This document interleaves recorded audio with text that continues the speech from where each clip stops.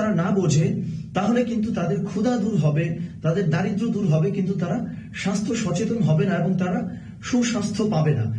এই জন্য টেকসই উন্নয়ন অভিষ্টের যে ক্ষেত্রগুলো রয়েছে তার মধ্যে ক্ষুধা এবং দারিদ্র্য দূর করার পরেই নিয়ে আসা হয়েছে সুস্বাস্থ্য নিশ্চিতকরণ। অর্থাৎ তাদেরকে খাবার দেওয়া হবে এবং সেই খাবারটি যেন স্বাস্থ্যকর হয়, সেটি যেন তাদের সুস্বাস্থ্য নিশ্চিত করে, সেটি তারা এই তৃতীয় ক্ষেত্রের মধ্যে রেখেছে। এবং তার পরবর্তীতে বলা হয়েছে গুণগত শিক্ষা নিশ্চিতকরণ। যেমন দেখো, আমরা প্রথমে যে তিনটি ক্ষেত্রের কথা বলেছি বা তিনটি লক্ষ্যের কথা বলেছি, সেটি নিশ্চিত হলে মানুষের স্বাস্থ্যগত উন্নয়ন ঘটবে, মানুষ বেঁচে থাকতে পারবে। কিন্তু আমরা যদি সেই মানুষটির মানবিক উন্নয়ন ঘটাতে চাই, সেই ক্ষেত্রে কিন্তু গুণগত শিক্ষা অবশ্যম্ভাবী এবং গুণগত শিক্ষা খুবই গুরুত্বপূর্ণ একটি বিষয়। এই জন্য টেকসই উন্নয়ন অভিষ্টের চতুর্থ ক্ষেত্রই হলো গুণগত শিক্ষা নিশ্চিতকরণ, যেন মানুষের মানবিক উন্নয়ন ঘটে। এবং তার পরবর্তী ক্ষেত্র হলো নারী পুরুষের সমতা নিশ্চিতকরণ।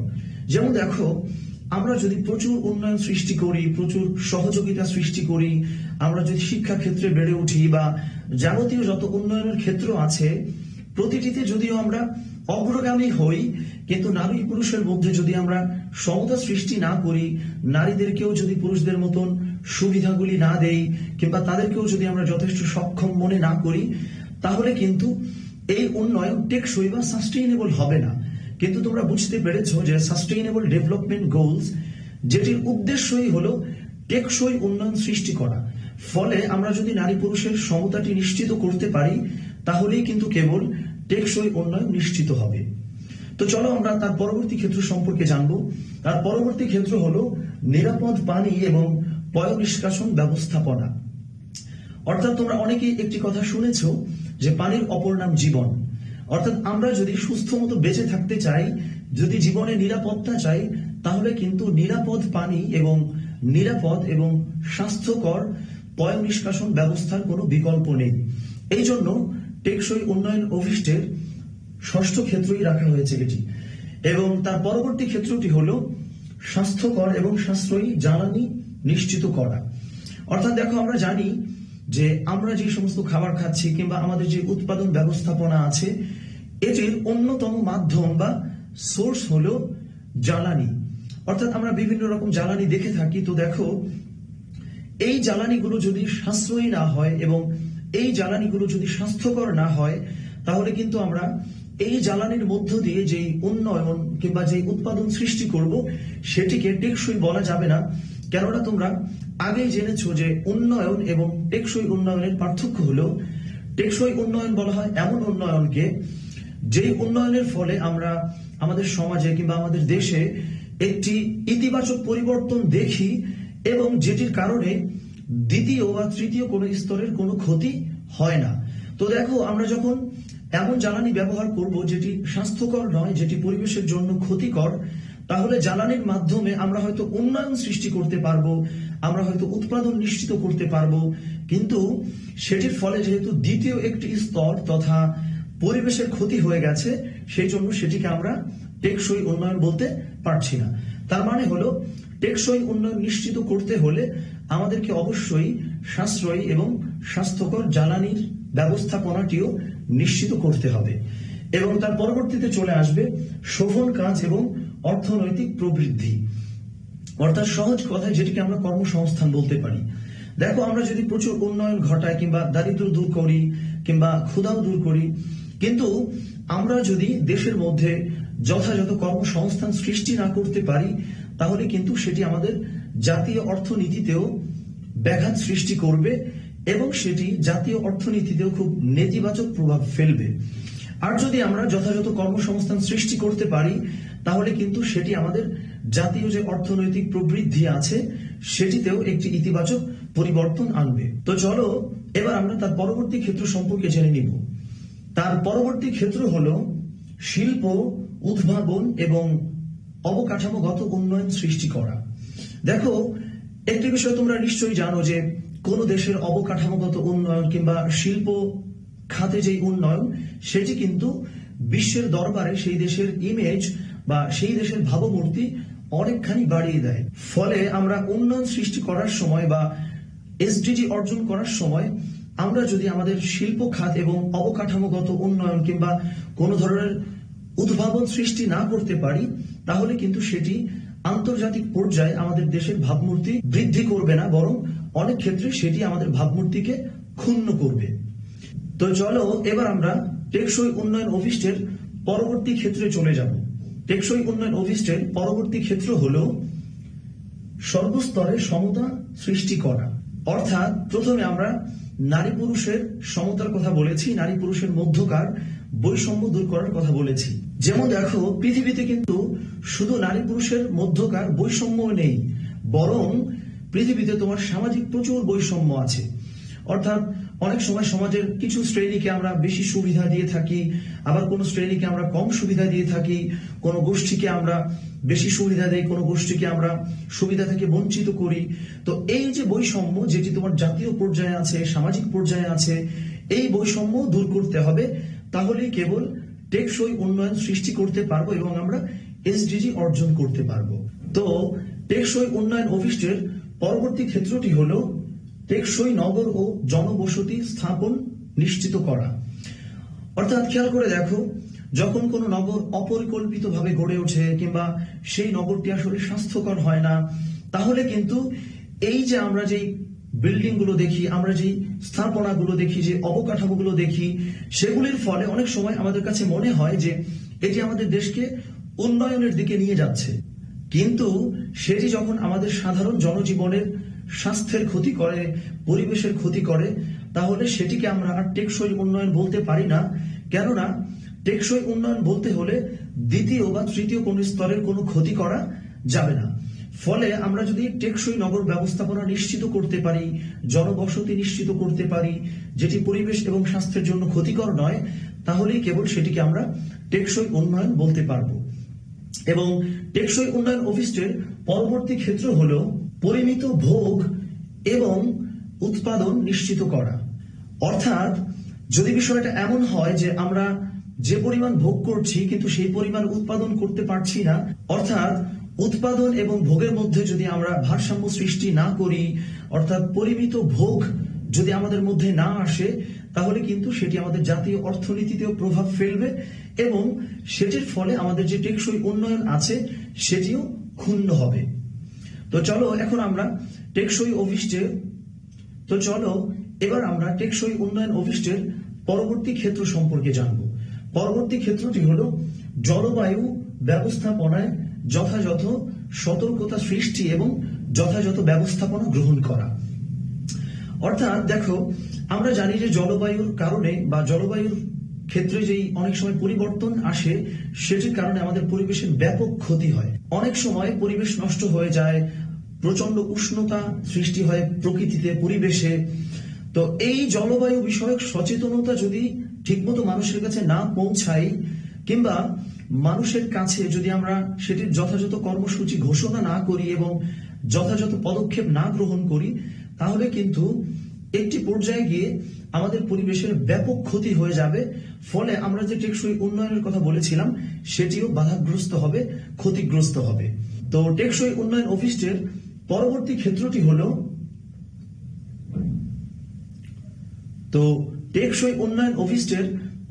ক্ষেত্রটি হলো জলজ সম্পদ সংরক্ষণ করা। অর্থাৎ দেখো, আমরা নদী, সাগর, সমুদ্রের কথা শুনেছি। তো এই পানির মধ্যে যেই সম্পদ আছে সেটিকে যদি আমরা সংরক্ষণ না করি, সেটির যদি যথাযথ ব্যবস্থাপনা নিশ্চিত না করি, তাহলে কিন্তু আমাদের জলজ যেই সম্পদ আছে সেটি আমরা অর্জন করতে পারছি না।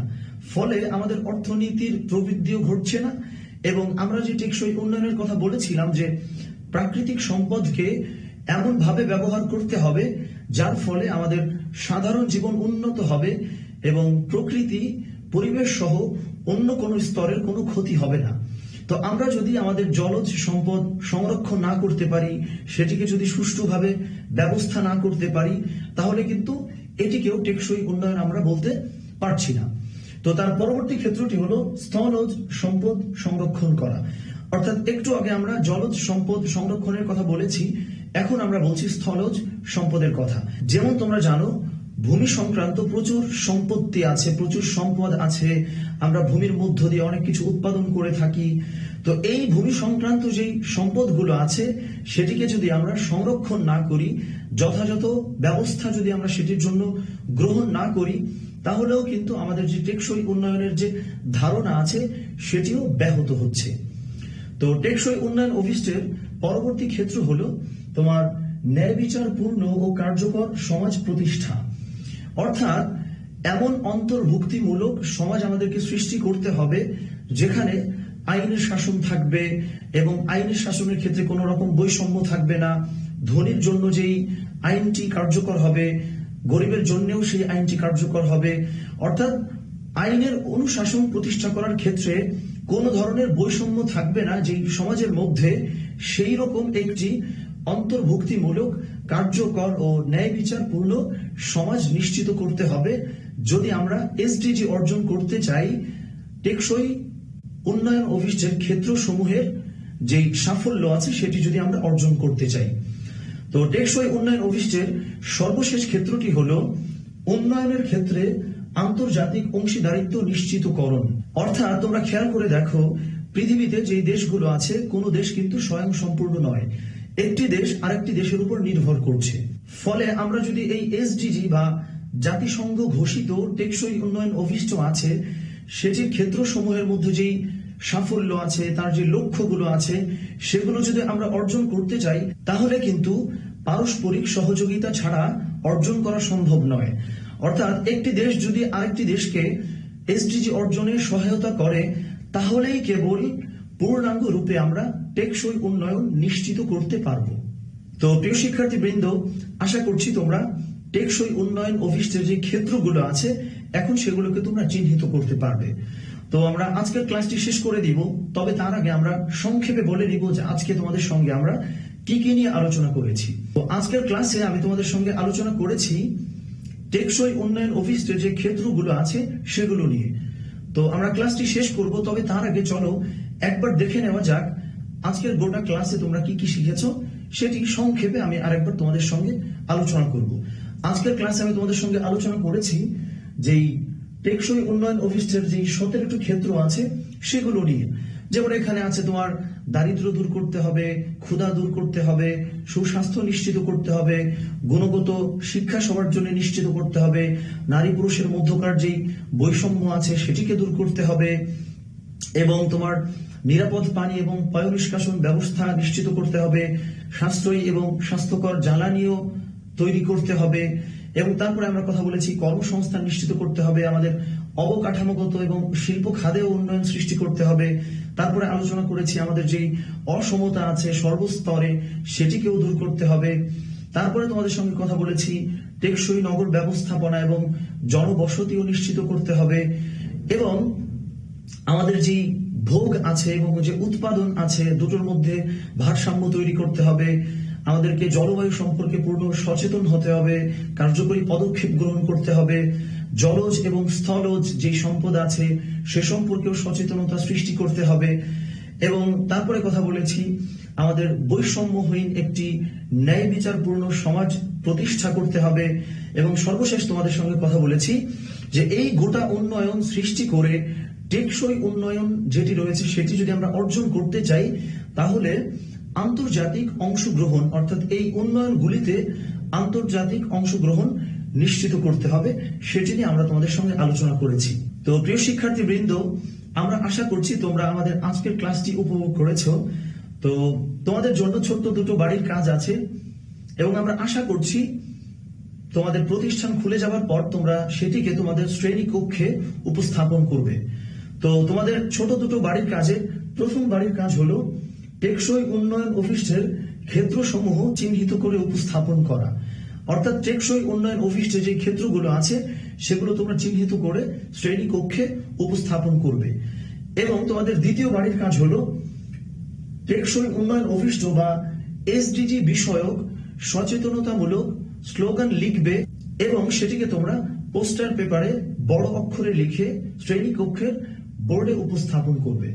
তোমাদের এই ছোট দুটো বাড়ির কাজ রইল, তোমরা প্রতিষ্ঠান খুলে যাবার আগেই সেটির জন্য প্রস্তুতি গ্রহণ করবে বলে আমরা আশা করছি। তো তো প্রিয় শিক্ষার্থীবৃন্দ, তোমরা যদি আমাদের আজকের ক্লাসটি পুনরায় করতে চাও তাহলে আমার ঘরে আমার স্কুলের ফেসবুক পেজ এবং ইউটিউব চ্যানেলে চোখ রাখো। সুতরাং তোমরা ভালো থাকো, সুস্থ থাকো, সরকারি দিক নির্দেশনা মেনে ঘরে অবস্থান করো এবং যথাযথ উপায়ে স্বাস্থ্যবিধি মেনে চলো। ধন্যবাদ।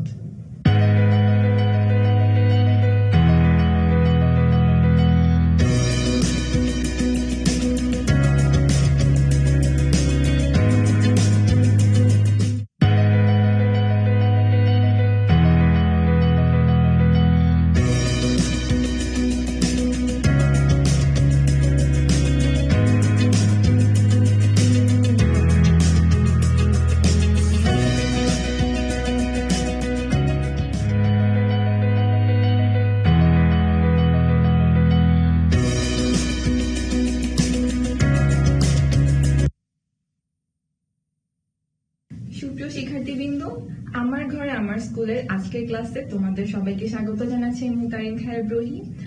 আজকের ক্লাসে আমরা সপ্তম শ্রেণীর গার্হস্থ্য বিজ্ঞানের অধ্যায় ৮, যার নাম হচ্ছে খাদ্য উপাদান, পরিপাক ও শোষণ, এর পাঠ ৭ খাদ্য পরিপাকে এবং শোষণের প্রয়োজনীয়তা নিয়ে পুরো ক্লাসে আলোচনা করব।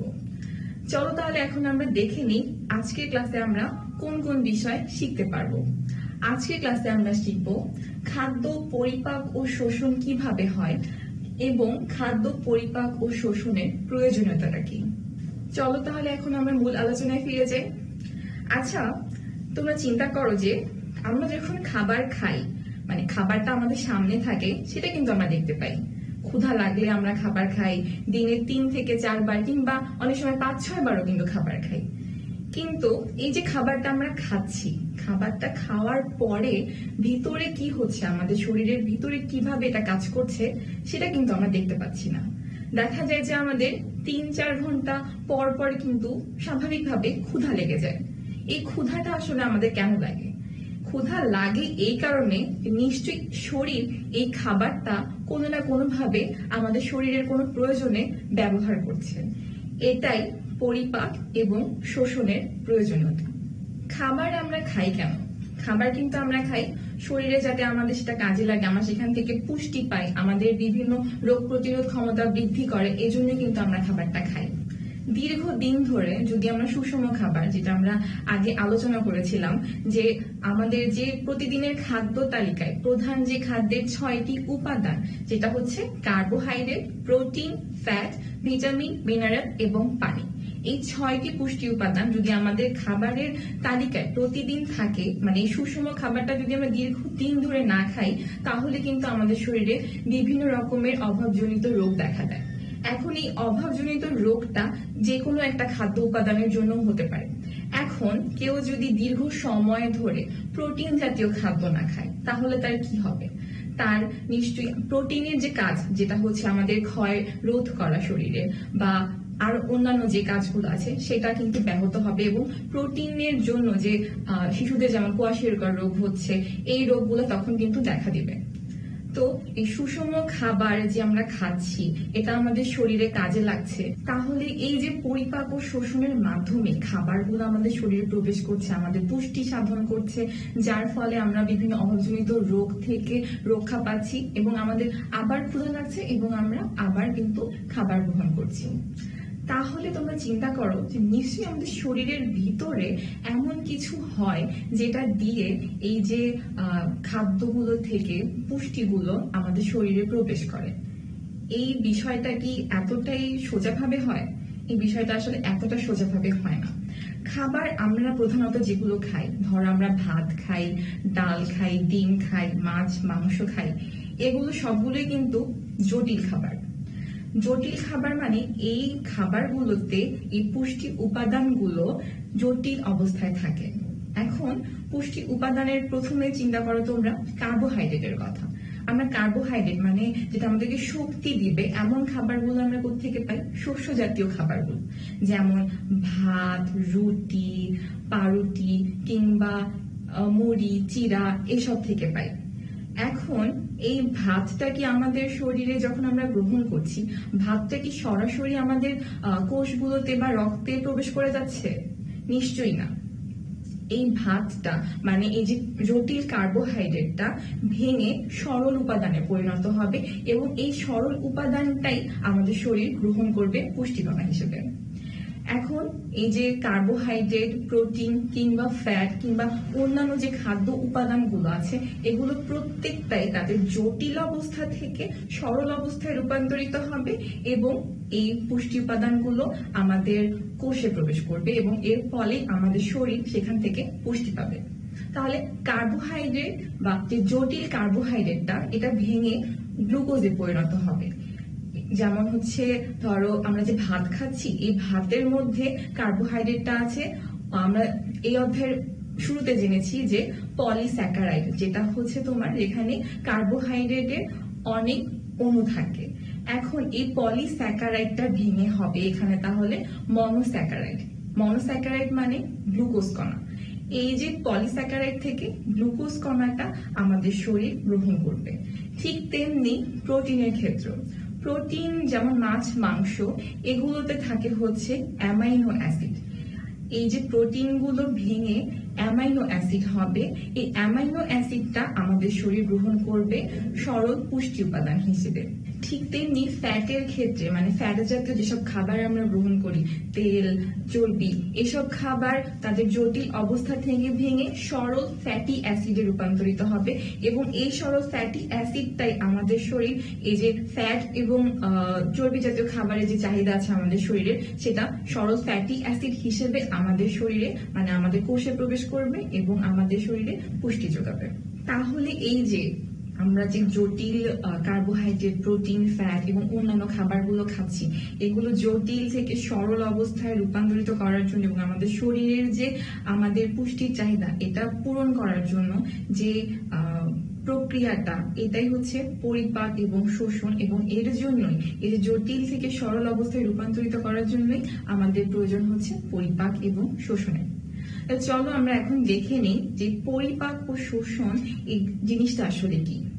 পরিপাক বিষয়টা হচ্ছে আমরা যখন একটা খাবার খাচ্ছি, যে খাবারটা আমরা যে জটিল অবস্থায় খাবারটা খাচ্ছি এটা যখন সরল অবস্থায় রূপান্তরিত হচ্ছে সেটাই বলছি আমরা পরিপাক বা ডাইজেশন।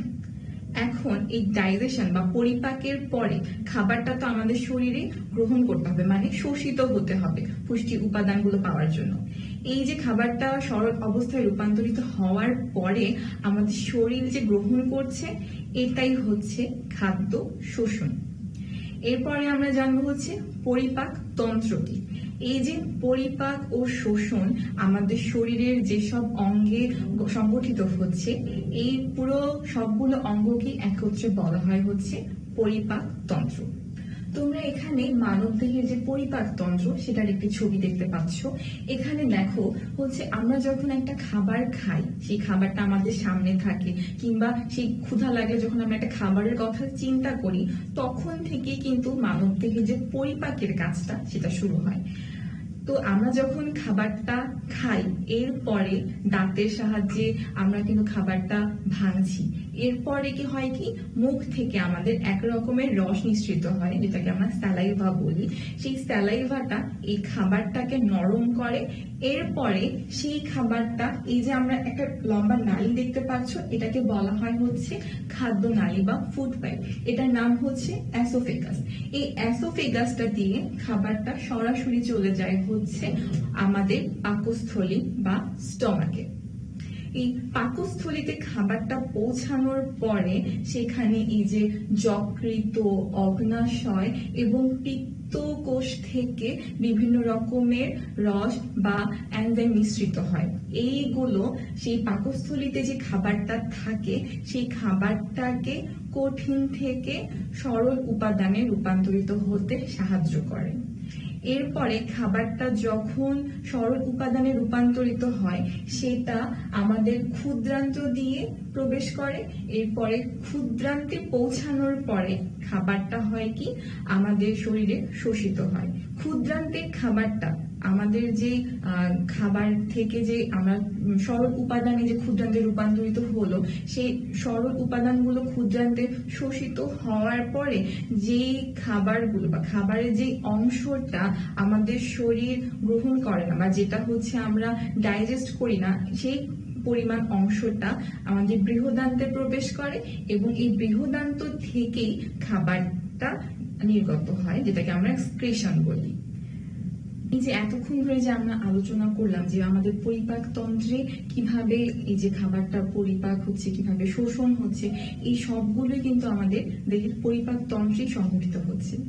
এই যে পরিপাক তন্ত্র যদি কাজ না করতো, তাহলে যে জটিল খাবারগুলো সরল উপাদানে পরিণত হওয়া, কিংবা যে সরল উপাদান থেকে খাবারগুলো আমাদের দেহের রক্তস্রোতে প্রবেশ করা এবং সেখান থেকে আমাদের শরীরে প্রত্যেক কোষে প্রবেশ করে আমাদের শরীরে যে আলটিমেটলি পুষ্টি উপাদান, যে পুষ্টি সরবরাহ করছে, সেই সম্পূর্ণ কাজটা সরবরাহ করছে কিন্তু আমাদের দেহে পৌষ্টিক তন্ত্র। এটাই হচ্ছে পরিপাক এবং শোষণের প্রয়োজনীয়তা। তোমরা এখানে একটা ছক দেখতে পাচ্ছ, এই ছকে আমরা যে খাদ্য পরিপাক এবং খাদ্য শোষণের যে পুরো প্রক্রিয়াটা সেটা ছক আকারে লেখা হয়েছে। তাহলে এখানে আমরা প্রথমে দেখতে পাচ্ছি যে আমরা বিভিন্ন রকমের খাদ্য গ্রহণ করি। আমরা বিভিন্ন রকমের খাদ্য গ্রহণ করি বলতে আমরা এই যে ভাত খাচ্ছি, কিংবা মাছ খাচ্ছি, মাংস খাচ্ছি, ডিম খাচ্ছি, দুধ খাচ্ছি, এই সবগুলো খাবার যে আমরা গ্রহণ করছি সেটা এই যে খাদ্য পরিপাকের মাধ্যমে পরে সেটা হচ্ছে কি সরল অবস্থায় রূপান্তরিত হচ্ছে। মানে সেই জটিল যৌগগুলো, জটিল খাবারগুলো তাদের সরল অবস্থায়, সরল উপাদানে পরিণত হচ্ছে। এরপরে কি হচ্ছে, খাবারটা আমাদের শরীরে রক্তস্রোতে প্রবেশ করছে। সেই রক্তস্রোতে প্রবেশ করছে এবং সেই রক্তস্রোত থেকে আমাদের শরীরের যে কোষগুলো আছে সেই কোষগুলোতে শোষিত হচ্ছে এবং আমাদের শরীরে পুষ্টি সরবরাহ করছে। তাহলে আমরা দেখতে পাই যে পরিপাক এর এবং শোষণের প্রয়োজনীয়তাটা মূলত দুই ধরনের। প্রথমটা হচ্ছে এই যে খাবারটাকে জটিল থেকে সরল অবস্থায় রূপান্তরিত করা, এবং দ্বিতীয়টা হচ্ছে এই যে সরল অবস্থায় রূপান্তরিত করার পরে আমাদের দেহের রক্তস্রোতে যে সেটা পরিবাহিত হবে, শোষিত হবে এবং সেই রক্তস্রোত থেকে আমাদের শরীরের প্রতিটা কোষে প্রবেশ করবে। এটাই হচ্ছে পরিপাক এবং শোষণের প্রয়োজনীয়তা। চলো তাহলে এখন আমরা এই পুরো অধ্যায়টা আরেকবার আলোচনা করি। এই অধ্যায়ের শুরুতে আমরা জেনেছি খাদ্য উপাদান সম্পর্কে। খাদ্য উপাদান কি? আমাদের যে মৌলিক 6টি খাদ্য উপাদান আছে, যেটা হচ্ছে কার্বোহাইড্রেট, প্রোটিন, ফ্যাট, ভিটামিন, খনিজ লবণ এবং পানি। এই 6টি খাদ্য উপাদানের যে আলোচনা করা হয়েছে পুরো অধ্যায়, সেই সব সম্পর্কে। প্রথমে আমরা জেনেছি প্রোটিন সম্পর্কে। প্রোটিন এ আমরা জেনেছি যে প্রোটিন জাতীয় খাবারগুলো কি কি, যেমন মাছ, মাংস, দুধ, ডিম, এসব। এই যে প্রোটিন জাতীয় খাবার, এটা যে আমরা পাচ্ছি দুই রকমের খাবার থেকে, দুই রকমের উৎস থেকে। একটা হচ্ছে উদ্ভিজ্জ আর একটা হচ্ছে প্রাণীজ। প্রাণীজ উৎসগুলো তোমরা এখানে দেখতে পাচ্ছ, যে যেমন মাছ, মাংস, দুধ, ডিম। আবার উদ্ভিজ্জ যে প্রোটিন উৎসগুলো, যেটা হচ্ছে তোমার বাদাম কিংবা সিমের বিচি, এসব। এই অধ্যায়ে আমরা আরো জেনেছি যে প্রোটিনের কাজ কি, যেমন প্রোটিন আমাদের দেহের তাপশক্তি উৎপাদন করে, ক্ষয় পূরণ করে, ক্ষয় রোধ করে এবং বিভিন্ন রোগ প্রতিরোধ ক্ষমতা বৃদ্ধি করে। এবং আমরা এটাও জেনেছি যে প্রোটিনের অভাবে আমাদের শরীরে কি কি ধরনের রোগ হতে পারে। এরপরে আমরা জেনেছি যে কার্বোহাইড্রেট সম্পর্কে। কার্বোহাইড্রেটের আমরা প্রকারভেদ দেখেছি 3 রকমের। একটা হচ্ছে মনোস্যাকারাইড, ডাইস্যাকারাইড আর একটা হচ্ছে পলিস্যাকারাইড। এরপর আমরা জেনেছি যে কার্বোহাইড্রেট জাতীয় খাবারগুলো কি কি, যেমন ভাত, গম, রুটি, এসব হচ্ছে কার্বোহাইড্রেট জাতীয় খাবার। এই অধ্যায়ে আমরা এটাও জেনেছি যে কার্বোহাইড্রেট জাতীয় খাবার আমাদের শরীরে কি কি কাজ করে। কার্বোহাইড্রেট জাতীয় খাবার আমাদের শরীরে প্রধানত আসলে শক্তি যোগায় এবং তাপ শক্তি উৎপাদন করে। এরপরে আমরা যেটা জেনেছি যে ফ্যাট জাতীয় খাবার। এখন ফ্যাট জাতীয় খাবারগুলো বৈশিষ্ট্য অনুসারে আমরা ভাগ দেখেছি, যেমন কঠিন এবং তরল। এরপরে আমরা দেখেছি যে উৎস অনুযায়ী ফ্যাট হচ্ছে আমরা দুই রকমের ভাগ দেখেছি, একটা যেমন হচ্ছে উদ্ভিজ্জ ফ্যাট, আর একটা দেখেছি আমরা যে প্রাণীজ যে উৎসটা সেইখান থেকে ফ্যাট দেখেছি। এরপরে আমরা দেখেছি যে ফ্যাট শরীরে কি কি ধরনের কাজ করে এবং ফ্যাট জাতীয় যে খাবারগুলো এগুলো না খেলে আমাদের শরীরে যে বিভিন্ন রকমের রোগ হতে পারে, সেটা কি কি ধরনের সমস্যা দেখা দিতে পারে। যেমন হচ্ছে আমাদের শরীরে ফ্যাট জাতীয় যে ফ্যাটের দ্রবীভূত যে ভিটামিন গুলো আছে সেগুলোর অভাবজনিত কারণ দেখা দিতে পারে, কিংবা আমাদের যে বিভিন্ন রকমের চর্ম রোগ হতে পারে। এটা আমরা দেখেছি ফ্যাটের পুরো আলোচনা থেকে। এরপরে আমরা যেটা দেখেছি যে খাদ্য উপাদানটা, সেটা হচ্ছে ভিটামিন। ভিটামিনকে আমরা ভাগ করেছি হচ্ছে দুভাগে, একটা যেটা হচ্ছে পানিতে দ্রবণীয় ভিটামিন, আর একটা হচ্ছে স্নেহ জাতীয় পদার্থ মানে ফ্যাট জাতীয় পদার্থে দ্রবীভূত ভিটামিন। এখন এই যে পানিতে দ্রবীভূত ভিটামিন গুলো কি কি জেনেছি আমরা। পানিতে দ্রবীভূত ভিটামিন গুলো হচ্ছে ভিটামিন বি কমপ্লেক্স এবং ভিটামিন সি, এবং ফ্যাট জাতীয় যে ফ্যাটে দ্রবীভূত যে ভিটামিন গুলো আমরা জেনেছি সেটা হচ্ছে ভিটামিন এ, ডি, ই এবং কে। এই চারটা হচ্ছে ফ্যাটে দ্রবীভূত ভিটামিন। এই অধ্যায়ে আমরা জেনেছি যে এই যে ফ্যাটে দ্রবীভূত ভিটামিন কিংবা পানিতে দ্রবীভূত যে ভিটামিন গুলো, এগুলোর খাদ্যের উৎসগুলো কি কি, এবং এই যে ভিটামিন গুলো আমাদের শরীরে কি কি কাজ করছে, এবং এগুলো যদি আমরা না খাই, দীর্ঘ সময় ধরে না খাই কিংবা সাময়িকভাবে না খাই, এটা আমাদের শরীরে আসলে কি কি ধরনের রোগের কারণ হতে পারে এইসব ভিটামিন যদি আমরা দীর্ঘকাল ধরে অ্যাভয়েড করে যাই। এরপরে আমরা জেনেছি খনিজ লবণ নিয়ে। আমরা এই অধ্যায়ে জেনেছি যে আমাদের শরীরে 96 ভাগ জৈব পদার্থ এবং বাকি 4 ভাগ হচ্ছে অজৈব পদার্থ, এবং আমাদের দেহে প্রায় 24 রকমের খনিজ লবণ আছে। এই অধ্যায়ে আমরা জেনেছি যে খনিজ লবণ এটার প্রধানত দুই ভাগে ভাগ করা হয়, একটা হচ্ছে প্রধান খনিজ লবণ আর একটা হচ্ছে লেশ খনিজ লবণ। প্রধান খনিজ লবণ হচ্ছে যেমন ক্যালসিয়াম, ফসফরাস, সোডিয়াম, আর লেশ খনিজ লবণ গুলো হচ্ছে ক্লোরিন, আয়োডিন, আয়রন ইত্যাদি। এরপরে আমরা জেনেছি যে খনিজ লবণ আমাদের দেহে কি কি কাজ করে, যেমন হচ্ছে রক্ত গঠনে সহায়তা করে, আমাদের দাঁতের হাড় গঠনে সহায়তা করে, কিংবা আমাদের শরীরের যে হরমোন গঠন আছে সেটাতেও কিন্তু এই খনিজ লবণগুলো সহায়তা করে। এরপরে সর্বশেষ আমরা যে খাদ্য উপাদানটা সম্পর্কে জেনেছি সেটা হচ্ছে পানি। আমরা কিন্তু কয়েকদিন অন্যান্য খাবার না খেয়ে থাকতে পারি, কিন্তু পানি ছাড়া কি আমরা একদিনও বাঁচতে পারি? কখনোই কিন্তু আমরা পানি ছাড়া বাঁচতে পারি না।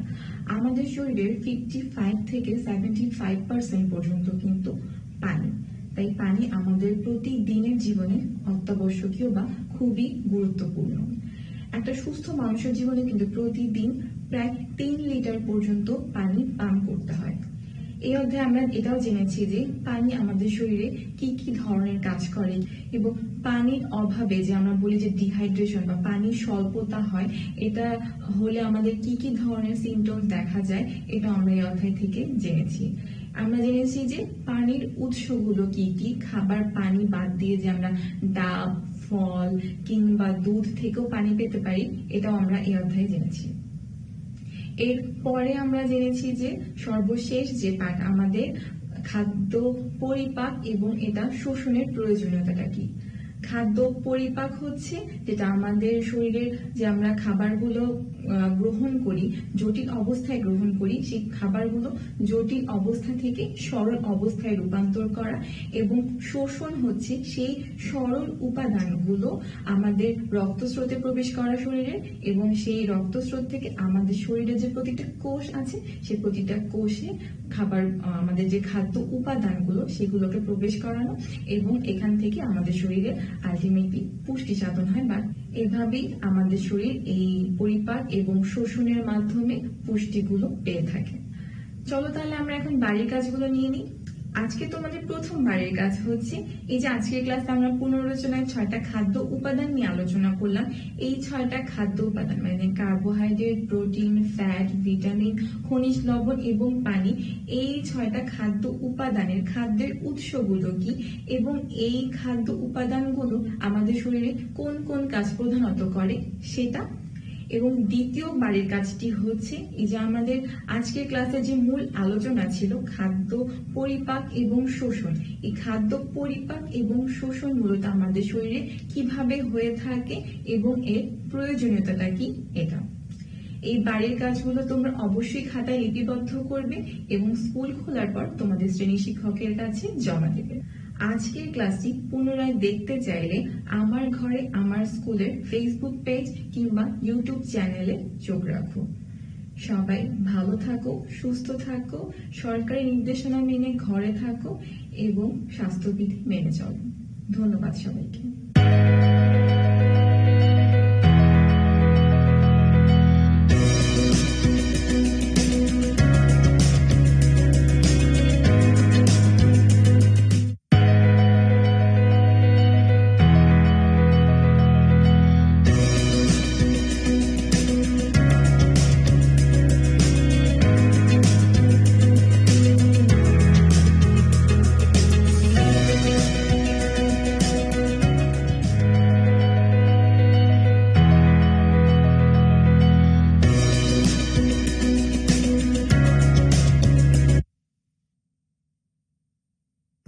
সুপ্রিয় শিক্ষার্থীরা, আমার ঘরে আমার স্কুল এর আজকের ক্লাসে তোমাদের সবাইকে স্বাগত জানাচ্ছি। আমি মুনমুন আক্তার। আশা করছি তোমরা সবাই খুব ভালো আছো, সুস্থ আছো। আজকের ক্লাসে আমরা অষ্টম শ্রেণীর কৃষি শিক্ষা বইয়ের পঞ্চম অধ্যায়টি পড়ব। এই অধ্যায়ের নাম কৃষিজ উৎপাদন। তাহলে চলো প্রথমেই দেখে নেওয়া যাক আজকের ক্লাসে আমরা যা যা শিখতে পারবো। গৃহপালিত পশুপালন পদ্ধতি বর্ণনা করতে পারবো। গৃহপালিত পশুর রোগ প্রতিরোধের উপায় এবং রোগ ব্যবস্থাপনা বিশ্লেষণ করতে পারবো এবং কৃষিজাত দ্রব্য সংগ্রহ ও বাছাইয়ের কাজ বর্ণনা করতে পারবো।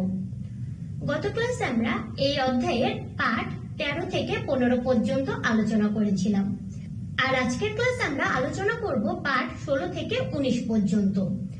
পাঠ 16তে রয়েছে গরুর খাদ্য ব্যবস্থাপনা, পাঠ 17তে গরুর বিভিন্ন প্রকার রোগ, পাঠ 18তে গরুর রোগ ব্যবস্থাপনা এবং পাঠ 19-এ রয়েছে ডিম সংগ্রহ ও বাছাই। তাহলে চলো মূল আলোচনা শুরু করা যাক। তোমরা তোমাদের কৃষি শিক্ষা বইয়ের 97 পৃষ্ঠা খোলো, তাহলে আজকের পড়াগুলো বুঝতে তোমাদের সুবিধা হবে। প্রথমেই আমরা আলোচনা করব পাঠ 16 অর্থাৎ গরুর খাদ্য ব্যবস্থাপনা সম্পর্কে। গরু জাবর কাটা প্রাণী, তাই এরা আঁশ জাতীয় খাবার বেশি পরিমাণে খেয়ে থাকে। সাধারণত সবুজ ঘাস, খড়, দানাদার খাদ্য ইত্যাদি গরুকে সরবরাহ করা হয়। তবে দেশীয় গাভী কম পরিমাণ দুধ উৎপাদন করে বলে অনেকে দানাদার খাদ্য সরবরাহ করে না। তবে উন্নত জাতের শঙ্কর গাভীর ক্ষেত্রে অবশ্যই দানাদার খাদ্য সরবরাহ করতে হবে, কেননা এরা অধিক পরিমাণ দুধ উৎপাদন করে থাকে। প্রথমেই আমরা এই 3 ধরনের খাদ্য সম্পর্কে জেনে নেব। চলো সবুজ ঘাস সম্পর্কে জেনে নিই। সবুজ ঘাস গরুর অন্যতম প্রধান খাদ্য। আমাদের দেশে চারণ ভূমি এবং সবুজ ঘাস উৎপাদনের পরিমাণ অত্যন্ত কম বলে সবুজ ঘাসের অভাব লেগেই থাকে। আর তাই আমরা আমাদের বাড়ির চারপাশে পতিত জমিতে, পুকুরের চারপাশে, রাস্তার ধারে অথবা রেল লাইনের পাশে উন্নত জাতের সবুজ ঘাস চাষ করতে পারি। উন্নত জাতের সবুজ ঘাসের মধ্যে নেপিয়ার, পাড়া, জার্মান, গিনি ও দেশীয় জাতের ঘাস চাষ করা যেতে পারে। সাধারণত এই সমস্ত ঘাস চাষ করা সম্ভব না হলে আমরা বিভিন্ন ধরনের গাছের পাতাও গরুকে সরবরাহ করতে পারি। এক্ষেত্রে ইপিলিপিল, আম পাতা, কাঁঠাল পাতা, কলা পাতা অথবা কচুরি পানা গরুকে খাদ্য হিসেবে দেওয়া যেতে পারে। তাছাড়া আমাদের রান্নাঘরে ব্যবহৃত বিভিন্ন ধরনের তরিতরকারির খোসা ফেলে না দিয়ে গরুকে খাদ্য হিসেবে দেওয়া যেতে পারে। সাধারণত একটি শঙ্কর জাতের গাভীর দৈহিক ওজনের প্রতি 100 কেজি ওজনের জন্য প্রায় 3 থেকে 4 কেজি সবুজ ঘাসের প্রয়োজন হয়। অর্থাৎ একটি উন্নত জাতের শঙ্কর গাভীর প্রতিদিন প্রায় 12 থেকে 15 কেজি সবুজ ঘাসের প্রয়োজন হয়। এবার আমরা জেনে নেব খড় সম্পর্কে। আমাদের দেশে শুধু সবুজ ঘাস দিয়ে গরু পালন করা যায় না, তাই সবুজ ঘাসের পাশাপাশি গরুকে খড় সরবরাহ করতে হবে। সাধারণত উন্নত জাতের শঙ্কর গাভীর ক্ষেত্রে প্রতি 100 কেজি দৈহিক ওজনের জন্য 1 কেজি করে খড় সরবরাহ করতে হয়। এক্ষেত্রে ওজন ভেদে একটি গাভীকে প্রতিদিন প্রায় 3 থেকে 5 কেজি খড় সরবরাহ করা যেতে পারে। খড় ছোট ছোট করে কেটে পানিতে ভিজিয়ে তারপর গরুকে খেতে দিলে গরুর খেতেও সুবিধা হয় এবং হজমেও সুবিধা হয়। এককভাবে খড় সরবরাহ না করে এর সাথে সরিষার খোল, ভাতের মাড়, গমের ভুসি এবং 300 থেকে 400 গ্রাম ঝোলা গুড় মিশিয়ে গরুকে খেতে দিলে গরুর স্বাস্থ্য যেমন ভালো থাকে তেমনি দুধ উৎপাদনও বেড়ে যায়। এবার আমরা জেনে নেব দানাদার খাদ্য সম্পর্কে। সাধারণত বিভিন্ন ধরনের দানা শস্য এবং এদের উপজাত সমূহ গরুকে দানাদার খাদ্য হিসাবে সরবরাহ করতে হয়। একটি গরুকে দৈনিক যে পরিমাণ দানাদার খাদ্য সরবরাহ করতে হবে তা 2 ভাগ করে সকালে এবং বিকালে দুধ দোহানের আগে সরবরাহ করতে হবে। সাধারণত উন্নত জাতের শঙ্কর গাভীর ক্ষেত্রে প্রথম 3 লিটার দুধের জন্য 2 কেজি করে দানাদার খাদ্য এবং পরবর্তী প্রতি 3 লিটার দুধের জন্য 1 কেজি করে দানাদার খাদ্য সরবরাহ করতে হবে। চলো আমরা দানাদার খাদ্যের একটি মিশ্রণ তৈরির তালিকা দেখে নিই। অর্থাৎ 100% দানাদার খাদ্য তৈরির জন্য কি কি উপাদান কি কি পরিমাণে প্রয়োজন হবে সে সম্পর্কে একটি তালিকা দেখে নেব। এক্ষেত্রে আমরা গমের ভুসির 40%, ধানের কুড়া 20%, ভুট্টার গুঁড়া 20% এবং সরিষার খোল 20% একত্রে মিশিয়ে দানাদার খাদ্যের মিশ্রণ তৈরি করতে পারি। এবার আমরা জেনে নেব গরুর স্বাস্থ্যের জন্য প্রয়োজনীয় আরেকটি উপাদান খনিজ লবণ সম্পর্কে। সাধারণত উন্নত জাতের শঙ্কর গাভীকে প্রতিদিন প্রায় 100 থেকে 120 গ্রাম খাবার লবণ এবং প্রায় 50 থেকে 60 গ্রাম হাড়ের গুঁড়া সরবরাহ করতে হয়। এতে করে বিভিন্ন ধরনের খনিজ পদার্থের চাহিদা পূরণ হয়। এবং সবশেষে আমরা জেনে নেব পানি সম্পর্কে। সাধারণত উন্নত জাতের শঙ্কর গাভী প্রতিদিন প্রায় 40 লিটার পানি পান করে থাকে।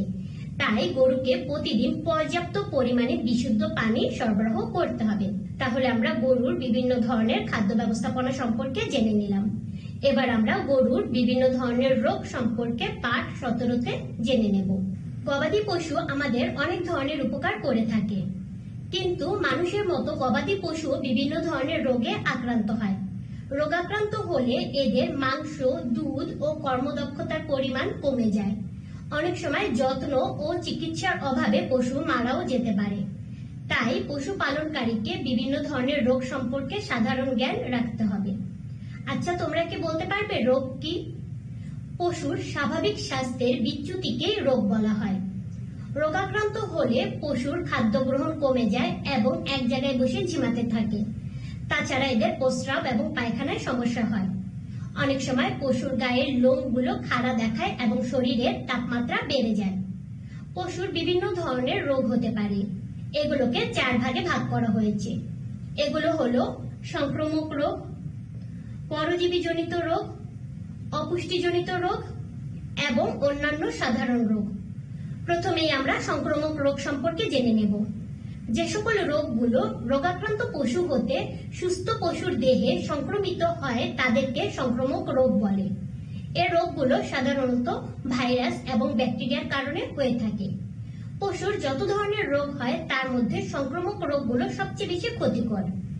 এর মধ্যে আবার ভাইরাস জনিত রোগগুলো পশুর বেশি ক্ষতি করে থাকে, যেমন খুরা রোগ, জলাতঙ্ক, গো বসন্ত ইত্যাদি। এছাড়া ব্যাকটেরিয়া জনিত বিভিন্ন রোগের মধ্যে রয়েছে তরকা, বাদলা, গলা ফোলা, ওলান ফোলা, বাছুরের নিউমোনিয়া, ডিপথেরিয়া ইত্যাদি। চলো আমরা বিভিন্ন ধরনের সংক্রামক রোগের লক্ষণ এবং কারণ সম্পর্কে জেনে নিই। প্রথমেই আমরা জেনে নেব খুরা রোগ সম্পর্কে। সকল জোড়া খুর বিশিষ্ট গবাদি পশু এ রোগে আক্রান্ত হয়। এটি ভাইরাস জনিত রোগ। সাধারণত লালা, খাদ্যদ্রব্য এবং বাতাসের মাধ্যমে সুস্থ পশু এ রোগে আক্রান্ত হয়। এ রোগে আক্রান্ত হলে পশুর খুরায়, মুখে এবং জিহ্বায় ফোস্কার মতো দেখা যায়। পরবর্তীতে ফোস্কা থেকে ঘা হয়। পশুর মুখ থেকে লালা ঝরতে পারে। শরীরের তাপমাত্রা বেড়ে যায়, খাবারে অরুচি হয়, পশু দুর্বল হয়ে যায় এবং পশু মারাও যেতে পারে।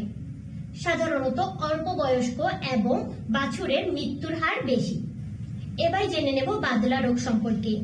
এটি ব্যাকটেরিয়া জনিত সংক্রামক রোগ। সাধারণত 6 মাস থেকে 2 বছর বয়স পর্যন্ত গবাদি পশু এ রোগে আক্রান্ত হতে পারে। ক্ষত স্থান এবং মলের মাধ্যমে এ রোগ ছড়ায়। এ রোগে আক্রান্ত হলে পশু খুঁড়িয়ে হাঁটে। এদের গায়ের বিভিন্ন স্থান ফুলে ওঠে এবং ব্যথা অনুভব হয়। ফুলে ওঠা স্থানে পচে যায় এবং আক্রান্ত পশু কয়েক ঘন্টার মধ্যে মারা যায়। তাছাড়া আক্রান্ত স্থান চাপ দিলে পচপচ শব্দ হয় এবং গবাদি পশুর শরীরের তাপমাত্রা বেড়ে গিয়ে প্রায় 104 থেকে 105 ডিগ্রি ফারেনহাইট হতে পারে। এরপর জেনে নেব তর্কা রোগ সম্পর্কে। এটি ব্যাকটেরিয়া জনিত সংক্রামক রোগ। এ রোগ হলে পশু মাটিতে লুটিয়ে পড়ে। এর শরীরের তাপমাত্রা বেড়ে প্রায় 104 থেকে 105 ডিগ্রি ফারেনহাইট হয়ে যায়। শরীরের লোমগুলো খাড়া হয়ে ওঠে এবং মৃত পশুর নাক, মুখ ও পায়ুপথ দিয়ে রক্ত নির্গত হয়। এবার আমরা জেনে নেব পরজীবী জনিত রোগ সম্পর্কে। বড় কোনো পশুর দেহে ছোট ক্ষুদ্র প্রাণী বসবাস করলে তাদেরকে পরজীবী বলে। এই পরজীবীগুলো আশ্রয়দাতার দেহ থেকে খাদ্য গ্রহণ করে বেঁচে থাকে এবং পরজীবীগুলোকে দুভাগে ভাগ করা যায়: বহিঃপরজীবী এবং দেহের অভ্যন্তরের পরজীবী। বহিঃপরজীবীর মধ্যে মশা, মাছি, উকুন, আটালি, মাইট ইত্যাদি পশুর চামড়ার উপরে বসবাস করে এবং পশুর দেহ থেকে রক্ত শোষণ করে পশুর ক্ষতি করে। অন্যদিকে দেহের অভ্যন্তরের পরজীবীর মধ্যে রয়েছে বিভিন্ন ধরনের কৃমি। এই সমস্ত কৃমিগুলো দেখতে ফিতা, পাতা কিংবা গোল হয় বলে এদেরকে যথাক্রমে ফিতা কৃমি, পাতা কৃমি এবং গোল কৃমি বলে। এগুলো পশুর দেহ থেকে পুষ্টি গ্রহণ করে এবং পশুকে রোগাক্রান্ত করে তোলে। এবার আমরা জেনে নেব অপুষ্টিজনিত রোগ সম্পর্কে। বিভিন্ন ধরনের পুষ্টি উপাদান যেমন আমিষ, শর্করা, স্নেহ, খনিজ লবণ, ভিটামিন কিংবা পানি ইত্যাদির কোনো একটির অভাব হলে পশুর যে ধরনের রোগ হয় তাকেই অপুষ্টিজনিত রোগ বলে। পশুর পুষ্টি উপাদানের মধ্যে ভিটামিন এবং খনিজ পদার্থ এই দুইটি পশুর দেহে খুব কম পরিমাণে থাকে। তবুও এই দুইটির কোনো একটির অভাব হলে পশু অপুষ্টিজনিত রোগে ভোগে। অপুষ্টিজনিত রোগের মধ্যে পশুর দৈহিক বৃদ্ধি কমে যাওয়া, শরীরের হাড় বেঁকে যাওয়া, দৃষ্টিশক্তি কমে যাওয়া, চামড়া খসখসে হয়ে যাওয়া, দাঁত দেরিতে ওঠা ইত্যাদি উল্লেখযোগ্য। এবার আমরা জেনে নেব অন্যান্য সাধারণ রোগ সম্পর্কে। অন্যান্য সাধারণ রোগের মধ্যে পেট ফাঁপা, উদরাময়, বদহজম ইত্যাদি উল্লেখযোগ্য। সাধারণত অনিয়মিত খাবার গ্রহণ এবং বাসি পচা খাবার ও দূষিত পানির কারণে এই সমস্ত রোগগুলো হয়ে থাকে। বাছুরের খাবার নির্বাচনের ক্ষেত্রে অবশ্যই এই বিষয়গুলো আমাদের লক্ষ্য রাখতে হবে। তাহলে আমরা গবাদি পশুর বিভিন্ন ধরনের রোগ সম্পর্কে জেনে নিলাম। এবার আমরা পাঠ 18তে গবাদি পশুর রোগ ব্যবস্থাপনা সম্পর্কে জেনে নেব। গবাদি পশুর খামারে রোগ ব্যবস্থাপনা একটি অত্যন্ত গুরুত্বপূর্ণ বিষয়। সাধারণত গবাদি পশুর রোগ প্রতিরোধ এবং নিয়ন্ত্রণের মাধ্যমে রোগ ব্যবস্থাপনা করা হয়। গবাদি পশুর খামারে যাতে রোগ না হয় এর জন্য গৃহীত উপায়সমূহকে প্রতিরোধ ব্যবস্থা এবং রোগ হওয়ার পরে চিকিৎসা ও অন্যান্য গৃহীত পদক্ষেপ সমূহকে নিয়ন্ত্রণ ব্যবস্থা বলা হয়। আমরা এখন রোগ প্রতিরোধের উপায় সম্পর্কে জেনে নেব। গবাদি পশুর রোগ প্রতিরোধের জন্য স্বাস্থ্যসম্মত পালন পদ্ধতির কোনো বিকল্প নেই। চিকিৎসা বিজ্ঞানের একটি প্রবাদ রয়েছে, রোগ ব্যাধির চিকিৎসা অপেক্ষা প্রতিরোধী শ্রেয়। তাই আমাদের গবাদি পশুর খামারে প্রতিরোধ ব্যবস্থার প্রতি বিশেষ গুরুত্ব আরোপ করতে হবে। এক্ষেত্রে আমরা বেশ কিছু পদক্ষেপ গ্রহণ করতে পারি। এগুলো হলো গবাদি পশুর খামার এবং এর চারপাশ পরিষ্কার পরিচ্ছন্ন ও শুকনো রাখতে হবে। গবাদি পশুর খামারে কুকুর, বিড়াল ও অন্য পশু পাখি প্রবেশ করতে না পারে সেদিকে লক্ষ্য রাখতে হবে। গবাদি পশুর খামারে সাধারণ মানুষের প্রবেশ ঠেকাতে হবে। গবাদি পশুকে নিয়ম মতো টিকা প্রদান করতে হবে। গবাদি পশুকে সময় মতো কৃমিনাশক ওষুধ খাওয়াতে হবে। গবাদি পশুকে সুষম পুষ্টিকর খাবার সরবরাহ করতে হবে। গবাদি পশুর খাদ্য ও পানির পাত্র প্রতিদিন পরিষ্কার করতে হবে। গবাদি পশুকে সুষম তাজা খাবার এবং বিশুদ্ধ পানি সরবরাহ করতে হবে। এছাড়া বিভিন্ন বয়সের গবাদি পশুকে সম্ভব হলে আলাদাভাবে রাখার ব্যবস্থা করতে হবে। আর সব শেষে গবাদি পশুকে অতি ঠান্ডা বা অতি গরম থেকে রক্ষার ব্যবস্থা করতে হবে।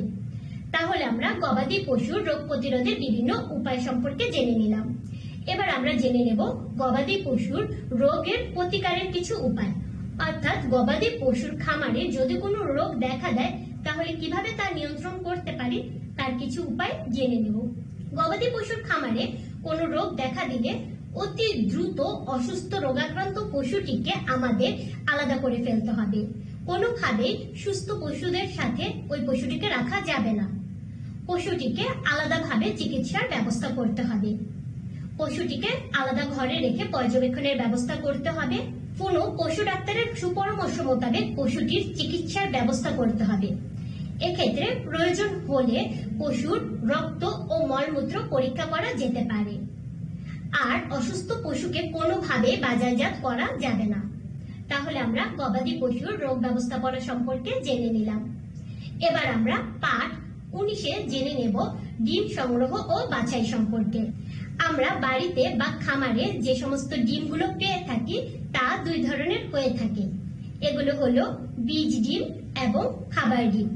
সাধারণত যে ডিমগুলো থেকে পরবর্তীতে মুরগির বাচ্চা ফোটানো হবে তাকে বীজ ডিম, এবং যে ডিমগুলো খাবার হিসাবে গ্রহণ করা হবে তাকে খাবার ডিম বলে। বীজ ডিম উৎপাদনের জন্য অবশ্যই মোরগের প্রয়োজন হয়, কিন্তু খাবার ডিম উৎপাদনের জন্য মোরগের প্রয়োজন হয় না। তাহলে এখন আমরা জেনে নেব ডিম সংগ্রহ সম্পর্কে। ডিম একটি পচনশীল ভঙ্গুর বস্তু, তাই মুরগি ডিম পাড়ার পর অতি দ্রুত ডিম সংগ্রহ করে তা বাছাই এবং সংরক্ষণের ব্যবস্থা করতে হবে।